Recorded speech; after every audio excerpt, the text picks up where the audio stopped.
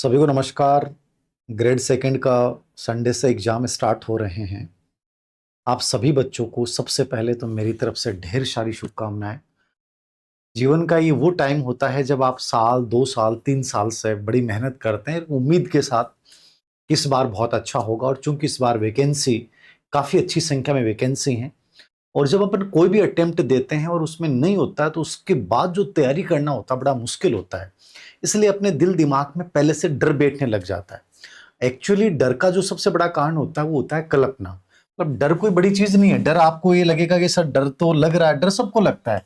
डर ऐसा नहीं कि किसी को नहीं लगेगा, लेकिन डर का जो सबसे बड़ा कारण होता है वो क्या होता है? कल्पना होता है कि मेरा नहीं हुआ तो मम्मी पापा क्या सोचेंगे, फिर आगे वैकेंसी आएंगी कि नहीं आएंगी। और ये सब चीजें हमारे दिमाग में एक ऐसी आशंकाएं पैदा कर देती हैं कि हमें डर लगने लग जाता है और इससे ज्यादा नेगेटिव सवेंग कोई नहीं हो सकता। मतलब मनोविज्ञान में जब विलियम मैकडूगल मैं पढ़ाता हूं तो सबसे पहले कहता हूं कि सबसे महत्वपूर्ण सवेंग और सबसे गंदा सवेंग जो होता है वो डर या भय होता है, क्योंकि ये आदमी की कंप्लीट शक्तियां समाप्त कर देता है। आप में से जिन बच्चों को लग रहा है कि सर कुछ भी याद नहीं है, ऐसा लग रहा है सब कुछ भूल गए, एक जिस टॉपिक को सबसे अधिक पढ़ा वो भी ऐसा लग रहा है याद नहीं है, उसका रीजन ये है कि जब एग्जाम में एंजाइटी हावी होती है और डर जब हावी होता है तो उसकी वजह से हमें लगने लग जाता है, जबकि ऐसा वास्तव में नहीं होता है। आप एक काम कीजिए, आपको जैसे ही बहुत ज्यादा डर लग रहा है, बहुत ज्यादा ऐसा लग रहा है कि मैं भूल रहा हूं, आप 30 मिनट फिजिकल एक्टिविटीज कर लो। 30 मिनट दौड़ लो या 30 मिनट खेल लो। उसके बाद दिमाग अपने आप शांत होगा और शांत होने के बाद आपको लगेगा कि यार मैंने जो पढ़ा था उसको आप रिकॉल करने की कोशिश करना, सब चीजें रिकॉल हो जाएंगी। यानी एक मनोवैज्ञानिक सत्य मैंने बताया है कि अब आपके सामने है कि आप डर को चुनते हो या आप इसको सुनते हो, उत्साह। दोनों ऑप्शन अपने सामने होते हैं। अब आप कह दोगे सर आपने क्या चुना है? देखो, आदमी बनने के बाद बातें करता है, लेकिन ये सबसे बड़ा सच है कि मुझे परीक्षा से पहले दोनों चीजें मेरे दिमाग में आती थी, लेकिन मैं हमेशा इसके साथ खड़ा होता था। दोनों में सेम चीजें होती हैं, शारीरिक परिवर्तन दोनों में होते हैं, लेकिन मैं चुनता इसको था। मेरे दिमाग में होता था यार ऐसा क्यों होगा जब मैंने अच्छी पढ़ाई की है। तो मेरे दिमाग में हमेशा पॉजिटिव विजुअलाइजेशन चलता था और मैं अपने से सेल्फ टॉक करता था कि ऐसा क्यों होगा कि पेपर खराब होगा। जैसे आप लोग सोचते हो सर नेगेटिव हो जाएगा, 40% नंबर नहीं बनेंगे, पता नहीं ऐसा करंट आ जाएगा, ये हो जाएगा। मैं हमेशा ये सोचता था कि मैंने जो पढ़ा है वहीं से आएगा, जो नहीं पढ़ा है वहां से कुछ नहीं आएगा, और मैं लगभग बहुत अच्छा करके जाऊंगा। बहुत कम ऐसे प्रश्न होंगे जो मुझे नहीं आएंगे। मैं नेगेटिव मार्किंग के चक्कर में नहीं फंसूंगा। मतलब अपने साथ मैं हमेशा उत्साह के साथ पॉजिटिव सेल्फ टॉक करता था और उसका परिणाम है कि कभी डर लगा ही नहीं है। आपको यदि डर लग रहा है इसका मतलब है आप नेगेटिव टॉक कर रहे हो, आप तुलना कर रहे हो, आप भविष्य की कल्पना से डर रहे हो। तो थोड़ा सा इस चीज को समझना, डर को भगाया नहीं जा सकता कि आप धीर सिंह सर से कोई मोटिवेशनल वीडियो सुन लोगे और डर गायब हो जाएगा, किसी गुरुजी से आशीर्वाद ले लोगे डर गायब हो जाएगा। डर को समझने की कोशिश करो कि डर क्यों आया है। डर भय की वजह से, डर या भय। अब भय क्यों आ रहा है? कल्पना की वजह से जो वास्तविकता नहीं है। वर्तमान क्या है? मैंने तैयारी की है, मैंने अच्छी पढ़ाई की है, मैं पेपर देने जाऊंगा, मैं बेटर करूंगा। सबसे इंपॉर्टेंट चीज है कि आप पेपर का मैनेज कैसे करते हो, आपने कितनी प्रिपरेशन की, कितने घंटे पढ़े, कितने नोट्स पढ़े, किसके पढ़े। ये सब चीजें फेल हो जाती हैं यदि तुम एग्जाम हॉल के स्ट्रेस को मैनेज नहीं कर पाए और पेपर को मैनेज नहीं कर पाए। क्योंकि अभी ग्रेड फर्स्ट के पेपर हुए, मैंने कई बच्चों से बात की जिनने आते हुए प्रश्न गलत हो गए कि सर मुझे देखने में शुरुआत में लगा कि पेपर बहुत आसान है, अरे इसमें तो ज्यादा कर सकता हूं। और उन्होंने 70% से कम एक्यूरेसी वाले प्रश्न खूब किए और आपको बताऊं कि वो लगभग यानी कि 30 प्रश्नों से नीचे आ गए, यानी 40% नंबर नहीं बन पा रहे हैं, जबकि सिलेक्शन बड़ा आसान था। तो मैं ये चाहता हूं कि ये चीजें आएंगी, सबको लगेगा कि डर लग रहा है। मैंने कहा फिजिकल एक्टिविटीज करना, डर अपने आप खत्म हो जाएगा। आप इस समय बहुत ज्यादा पढ़ेंगे जरूरी नहीं अच्छा हो। यदि आपसे पढ़ा जाता है, मैं लास्ट टाइम में बहुत पढ़ता था तो ये मेरे लिए पॉजिटिव एनर्जी थी। आपसे नहीं पढ़ा जा रहा, कोई बात नहीं, छोड़ दीजिए, चाहे मूवी देख लीजिए, चाहे घूमिए, मतलब फिजिकल एक्टिविटी जरूर करना। स्ट्रेस को, एग्जाम एंजाइटी को दूर करने का सबसे कारगर तरीका जो मनोवैज्ञानिक है वो है फिजिकल एक्टिविटीज। तो ये फिजिकल एक्टिविटी जितनी करोगे उतना ही डर क्या होगा, खत्म होगा। तो एक तो ये बात होगी जो डर को लेकर आप लोगों के दिमाग में आ रहा है, एग्जाम को लेकर कि सब कुछ भूल रहा हूं, कुछ नहीं भूलोगे। पॉजिटिव सेल्फ टॉक करना, इस पॉजिटिव सेल्फ टॉक और विजुअलाइजेशन, ये दोनों एक चमत्कारिक चीजें हैं, मैं आपको बताता हूं। आपको जिनको विश्वास नहीं है, जिन्होंने इस्तेमाल नहीं किया, उनकी अलग बात है, लेकिन मैं इसका जीता जागता उदाहरण हूं। यदि विजुअलाइजेशन आप बहुत अच्छा करते हैं, चीजों को बहुत अच्छे रूप में देखते हैं और पॉजिटिव सेल्फ टॉक करते हैं, तो मान के चलना कि परिणाम जो है उसमें 90% प्लस सकारात्मकता की संभावना रहेगी। अब दो बातें मैं और करता हूं सर। एक तो पेपर को मैनेज कैसे करें, समझ में नहीं आ रहा कि क्या होगा क्या नहीं होगा, डर लग रहा है। तो दो चीजें बता दूं मैं आपको, जैसे कि फर्स्ट पेपर और सब्जेक्ट दोनों आपका आएगा, और फर्स्ट पेपर में आपके 100 प्रश्न आएंगे। सबसे बहुत सिंपल तरीका है, पहला प्रयास आपका ये होना चाहिए कि मुझे 90% या मान लीजिए कि 100% एक्यूरेसी वाले कितने सवाल आते हैं। कोशिश करो कि यदि आप 40% नंबर, मान लीजिए कि 100 में से 40% ऐसे आ रहे हैं जो आपको 100% एक्यूरेसी के साथ हैं, अब मतलब आप सेफ जोन में आ गए कि 40% वाले में आ गए। अब आप ये देखिए कि 40% आपने कर दिए फर्स्ट राउंड में, और जो आपको एकदम सही है, आपको पता है, सच में पता है, जिसमें आपने एक एक पर्सन को ढंग से पढ़ा है, कीवर्ड को अंडरलाइन किया है, और चारों ऑप्शन ढंग से देखें, क्योंकि 2 घंटे पर्याप्त होते हैं सेकंड ग्रेड में, क्योंकि जीके का पेपर है, इसलिए आप आराम से कर सकते हो। तो आपके पास इतना पर्याप्त टाइम होगा कि आप टाइम मैनेज कर पाओ। तो 40% कर दिए।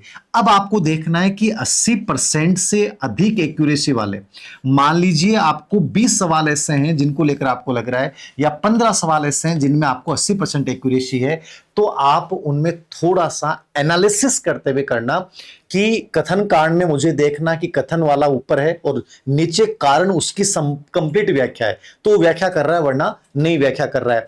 केवल, मात्रा, मात्र, ठीक है, सर्वदा, सदैव, ठीक है, ये ऐसे ऑप्शंस जहां भी प्रश्न में होते हैं वो अमूमन क्या होता है, गलत होता है। वो ऑप्शन क्या होता है, गलत होता है। तो ये दिमाग में फीड कर लो। इसके आधार पे आपने इन 15 से 20 प्रश्नों का एनालिसिस किया और आप 80% एक्यूरेसी के साथ इन प्रश्नों को आप करें। चांसेस ये हैं कि मान लीजिए बुरा से बुरा भी क्या होता है, ठीक है, कि हो सकता है आपने 15% किए, हो सकता है 5 गलत हो जाएंगे लेकिन 10 सही जाएंगे। 80% से नीचे एक्यूरेसी वाले पर्सन मेरे अनुसार वर्तमान आरपीसी के पैटर्न को देखते हुए आपको नहीं करने हैं, छोड़ दीजिए, स्किप कर दीजिए, आपको नहीं देखना है। आप ये कोशिश करिए कि पेपर के अंतर्गत आपको 75% अटेम्प्ट करना, 100% अटेम्प्ट की कोशिश ही मत करो, लेकिन जो 75% पेपर आप अटेम्प्ट कर रहे हो उसमें कोशिश करो कि आपकी जो एक्यूरेसी रेट हो वो कम से कम 80% प्लस, ठीक है ना। ये यदि आपने फार्मूला यूज कर लिया एग्जाम हॉल में, मैं कह रहा हूं कि ये दिक्कतें नहीं आएंगी पेपर होने के बाद कि सर मैं जल्दबाजी में करके आ गया। ये बहुत सारी ऐसी सिली मिस्टेक हैं जो आप पेपर देखते ही सोच लेते हो कि यार ये तो इजी पेपर है, मुझे रिस्क लेना चाहिए। रिस्क कभी इजी पेपर के आधार पे नहीं, आपके एक्यूरेसी के आधार पे होना चाहिए। आपको क्या आ रहा है, क्या चाहे पेपर आपको इजी लग रहा है, फिर भी देखिए कि 100% एक्यूरेसी वाले कितने परसेंट कर दिए, अब 80% प्लस एक्यूरेसी वाले पर्सन में मुझे रिस्क लेना है। इसके अलावा आपको मेरे अनुसार स्किप करना चाहिए। और रिस्क कहां लें, साइकोलॉजी में रिस्क ले लें क्योंकि अप्लाइड बिंदु आएगा, वहां चांसेस ज्यादा सही है। टीचिंग मेथड में रिस्क ले लें, कोई दिक्कत नहीं है। राजस्थान ज्योग्राफी, वर्ल्ड ज्योग्राफी में भी आपको जहां संभावना, कथन कांड वाले प्रश्नों में रिस्क ले सकते हैं, ठीक है। लेकिन मान लीजिए करंट का कोई सवाल आ गया, उसमें कूट चेन वाला पर्सन है, जहां पे आपको लग रहा है कि यार ये तो सही लग रहा है, ये नहीं लग रहा, नहीं पढ़ा है, इसका मतलब रिस्क नहीं लेना। दो ऑप्शन का आपको पता है लेकिन एक ऑप्शन का नहीं पता है, मतलब रिस्क मत लेना, लगभग चांसेस है गलत हो सकता है। तो ऐसी चीजों में मत उलझिए, आराम से देखिए कि यहां मुझे रिस्क लेना चाहिए। साइकोलॉजी, टीचिंग मेथड या सब्जेक्ट में आपका कोई पार्ट बहुत अच्छा है, आपको लग रहा है कि यार एनालिटिकली ये चीज होनी चाहिए, वहां रिस्क लें। जो चीज आपने नहीं पढ़ी है उसकी तरफ देखिए मत, चाहे वो आपको इजी लग रहा है फिर भी आपको उसको छोड़िए, ठीक है। और लास्ट में 10 से 15 मिनट ऐसे निकालिए जहां पेपर को आप रिवाइज कर पाए, जहां आपने कीवर्ड्स के अकॉर्डिंग एनालिसिस करके कि मेरे को इतने सवाल करने थे, ये सब सही कर दिए, ओमार सीट सही भर दी क्या, और पूरे गोले भर दिए कि, क्योंकि बहुत सारे बच्चे हर साल इस वजह से रह जाते हैं क्योंकि वो 10% वाले रूल के चक्कर में कि मैं ओमार सेट में गोले, पांचवा अतिरिक्त जो ऑप्शन है वो गोले नहीं भर के आया। तो ये सब चीजें पहले से मैनेज करो, थोड़ा सा पॉजिटिव सेल्फ टॉक करो, अपने साथ बातचीत करो। और जिंदगी में मैं बहुत सिंपल सा रूल मानता हूं कि 3 सिचुएशन हमेशा सोच के चलो कि वर्स्ट से वर्स्ट क्या हो सकता है, वर्स्ट से वर्स्ट क्या हो सकता है, ठीक है, बेस्ट क्या हो सकता है, और रियलिस्टिक क्या हो सकता है। वर्ष से वर्ष यही तो हो सकता है कि आपका सिलेक्शन नहीं होगा। क्या जिंदगी खत्म हो जाएगी? नहीं होगी, फिर से स्टार्ट होगी। मैं कल एक व्यक्ति से ऐसे मिला जिसकी कोई एकेडमिक क्वालिफिकेशन नहीं। उस व्यक्ति के बारे में जब मैंने सुना और मैं उसकी जब मैंने देखी उसकी कामयाबी, तो मुझे लगा कि ज़िंदगी वास्तव में कभी ख़त्म नहीं होती। उस बंदे ने मतलब कि पहले गवर्नमेंट जॉब की तैयारी शुरू की, कुछ नहीं बना, और उसके बाद वो जयपुर आया और उसने मतलब रियल एस्टेट में ऐसा काम किया कि सोच भी नहीं सकते अपन लोग। तो ज़िंदगी कभी ख़त्म नहीं होती। वर्स्ट से वर्स्ट ये है कि आपका सिलेक्शन नहीं होगा, नहीं होगा तो नहीं होगा। जिंदगी में सोच के चलिए कि वो अपनी, जो पुराने लोग कहते थे कि वक्त से पहले कुछ नहीं मिलता, भाग्य ज्यादा कुछ नहीं मिलता, सोच के चलिए कि यार नहीं था मेरे भाग्य में, कोई बात नहीं, फिर से शुरुआत करूंगा या किसी और फील्ड में करूंगा। तो वर्ष से वर्ष जब सोच लेते हो ना बुरा से बुरा, तो उससे कॉन्फिडेंस आ जाता है कि यार मैक्सिमम यही तो होगा कि ये नहीं होगा, मुझे पेपर में 40% नहीं आएंगे, मुझे कुछ भी नहीं आएगा, नहीं आएगा, ठीक है, मुझे मैंने तैयारी की, पेपर मस्ती के मूड में देके आऊंगा। तो वर्ष सोच के चलिए। बेस्ट क्या हो सकता है कि यार अब 24 घंटे बच्चे हैं, 48 घंटे बच्चे हैं, मैं अब और अच्छा क्या कर सकता हूं? अच्छा मैं कर सकता हूं कि पॉजिटिव सेल्फ टॉक कर सकता हूं, मैं जिस ईश्वर को मानता हूं उनको याद कर सकता हूं, मैं अपने ऊपर विश्वास कर सकता हूं कि यार मैंने इतनी मेहनत की है तो कहीं ना कहीं काम आएगी। तो बेस्ट ये है, रियलिस्टिक ये है कि मेरी कमियां ये थी, मेरी गलतियां ये है, मैं इन गलतियों से कैसे बचूं। अमूमन में होता है कि पर्सन को देख के समझ नहीं पाता हूं, घबरा जाता हूं और मैं बहुत सारे नेगेटिव मार्किंग फंस जाता हूं। तो नेगेटिव मार्किंग को कम कैसे करूं?